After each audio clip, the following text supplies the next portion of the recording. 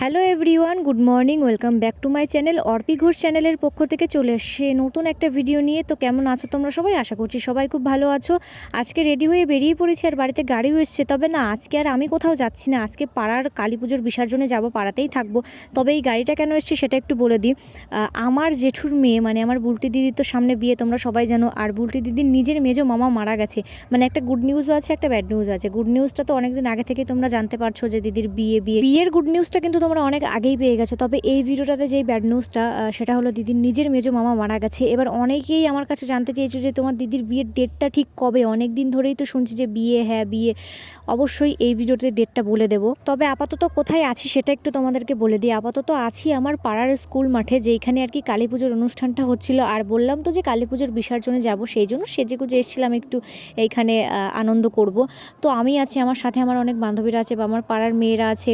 তো আমরা বেরোবো রোড শো করতে প্রতিমাকে নিয়ে। আর এইখানে একটা সাঁওতালি নাচের ব্যবস্থা করা হয়েছে। যারা আগে আগে যাবে, আমরা পেছনে নাচ করতে করতে যাব, বা আমরাই আগে যাব তারা পরে যাবে। রাস্তায় তো বেরোবো, তবে কখন যে বেরোবো জানি না। আমরা এখানে এসেই নাচা শুরু করে দিয়েছিলাম, মানে স্কুল মাঠে এসে। এবার অনেকেই প্রশ্ন করতে পারে যে তোমার তো মামা মারা গেল, মানে তোমার দিদির মামা মারা গেল, সবাই মুড অফ করে তোমার মামাকে দেখতে গেল, তাহলে তোমরা কেন যাওনি, বা তোমরা কেন এখানে ধেই ধেই করে নাচ করতে এসছো? অনেক মানুষ আছে যারা এরকমটা বলবে, কমেন্ট বক্সে না পড়ুক ইনবক্সে এসে বলবেই।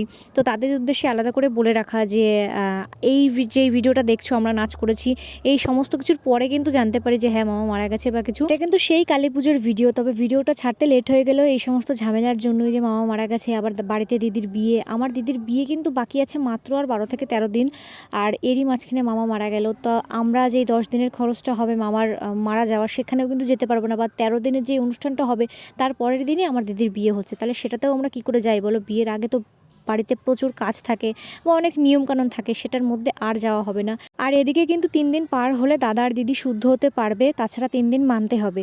যাই হোক, আমরা তো ভীষণ নাচ করছিলাম, এইদিকে খুবই আনন্দ করছিলাম। আমরা তো জানতামই না যে মামা মারা গেছে, বাড়িতে যাওয়ার পরে জানতে পারি।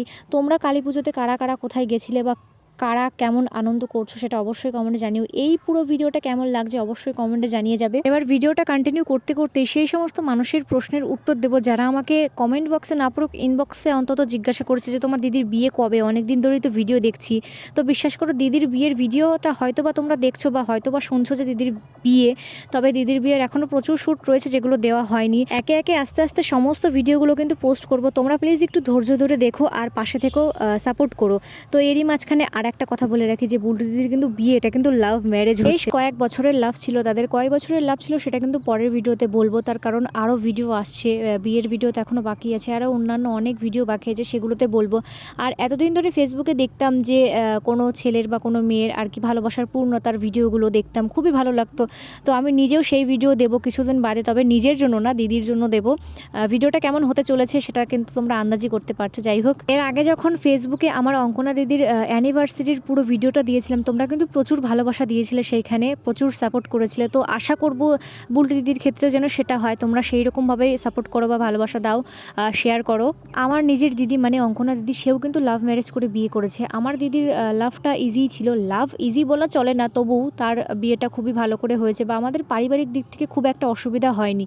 তবে বুলটি দিদির ক্ষেত্রে কিন্তু পুরো ব্যাপারটাই উল্টো। চলো এইবার সেই সমস্ত মানুষের প্রশ্নের উত্তর দিই যারা বলেছে যে তোমার দিদির বিয়ে কবে। আমার দিদির বিয়ে হচ্ছে 17ই নভেম্বর। চেনা অচেনা অনেক মানুষই আমাকে ইনবক্সে প্রশ্ন করেছিল যে তোমার দিদির বিয়ে কবে, তো তাদেরকে বলেই দিলাম। আর তাদের উদ্দেশ্যে বলা যে ইনবক্সে না পারলে কমেন্ট বক্সে বলো, তাহলে আমার প্রশ্নের উত্তর দিতে অনেক সুবিধা হবে। আর আজকের ভিডিওটা কেমন লাগলো অবশ্যই কমেন্টে জানিও। ভিডিওটা ছিল এক রকমের আর কাহিনীটা শেয়ার করলাম অন্য একটা রকমের। যাই হোক, আমি কিন্তু বাড়িতে চলে এসেছি, ফ্রেশ হয়ে দেখা হবে পরের ভিডিওতে। টাটা, ততক্ষণে সবাই সুস্থ থেকো।